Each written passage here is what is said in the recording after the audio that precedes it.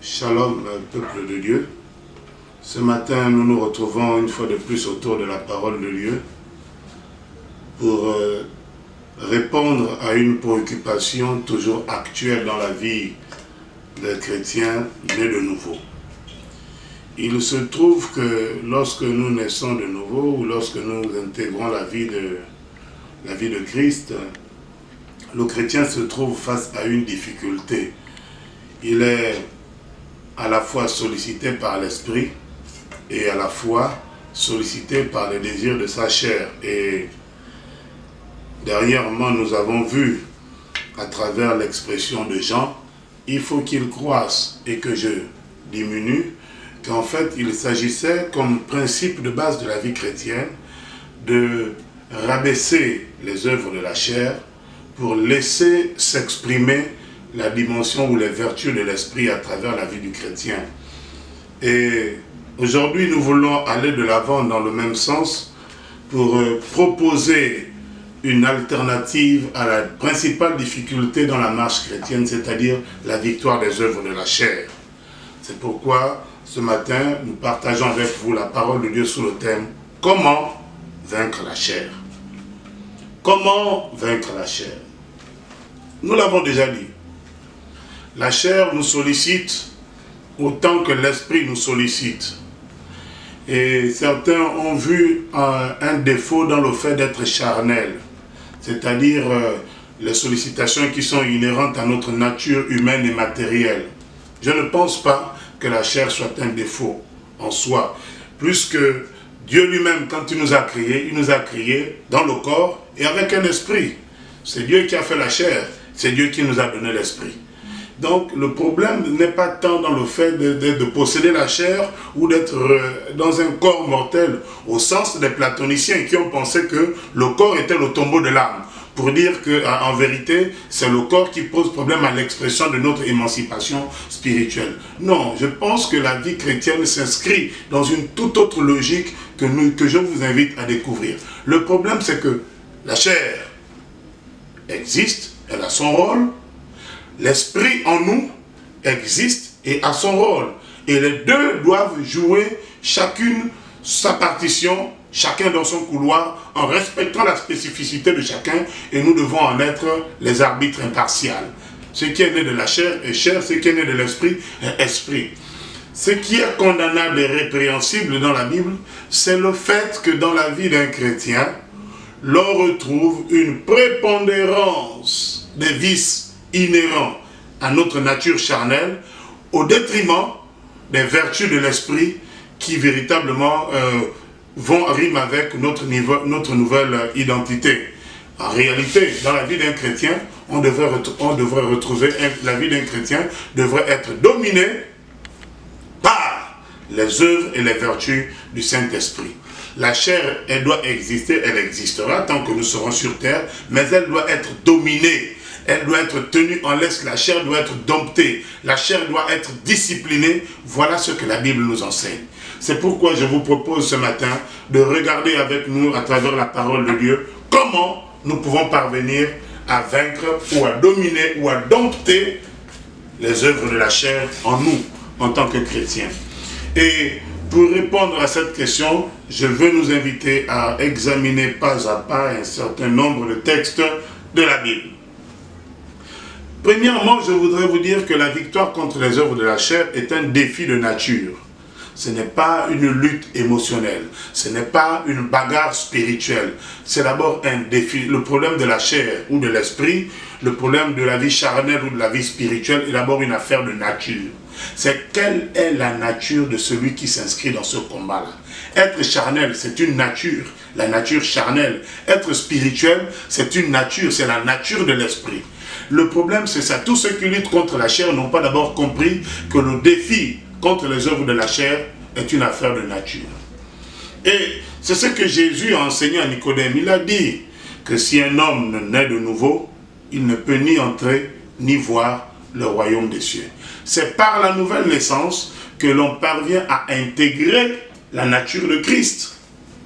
Donc, si quelqu'un n'est même pas né de nouveau, si ta nouvelle naissance est même hypothétique, quel combat, quelle domination tu peux avoir sur la chair?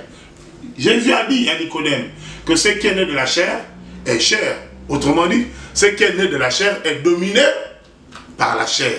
Et ce qui est né de l'esprit est esprit. Autrement dit, ce qui est né de l'esprit est dominé par la nature spirituelle.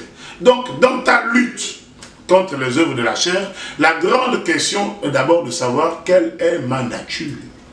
Est-ce que tu as déjà intégré la nature de Dieu? Et pour intégrer la nature de Dieu, c'est ça, il n'y a pas de 36 solutions. Il faut naître de nouveau. Il faut d'abord naître de nouveau. Et on peut l'examiner à travers le livre, l'épître de Galates au chapitre 6. Galates au chapitre 4, le verset 6. Galates chapitre 4, verset 6 nous l'explique parfaitement. Il est écrit quoi?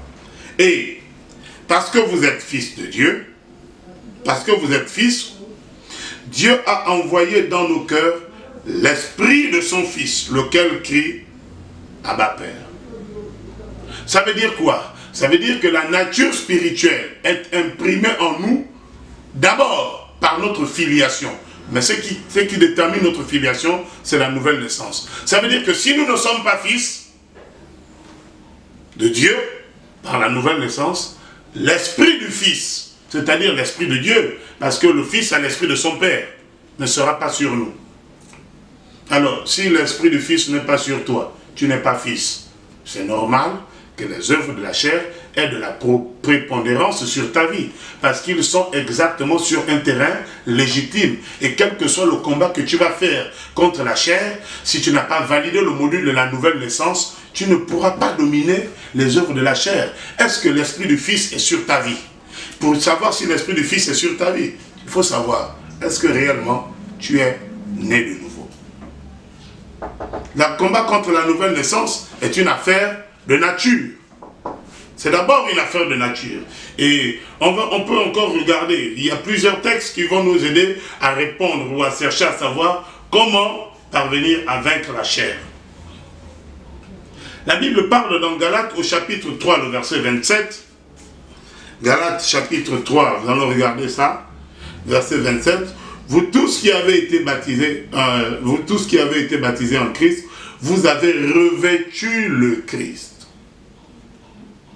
Là, pour vaincre les œuvres de la chair, en fait, la Bible nous dit qu'il faut se revêtir de Christ. Pourquoi? Parce que de tous les hommes qui ont existé, un seul a vaincu la loi de la pesanteur du péché.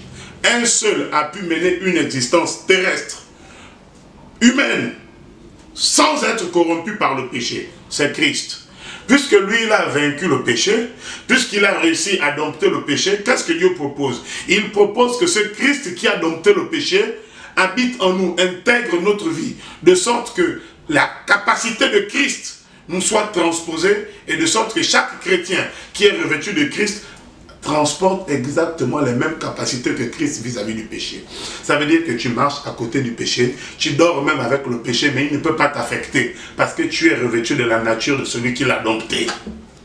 Un chien normal fuit toujours son assaillant, son gourou, qu'il a sérieusement maté. Et Christ a maté le péché, non seulement par sa vie sur la terre, il a maté le péché à la croix du calvaire. Et à chaque fois que le péché voit Christ, il se souvient de sa défaite et il recule d'un pas. La question c'est ça.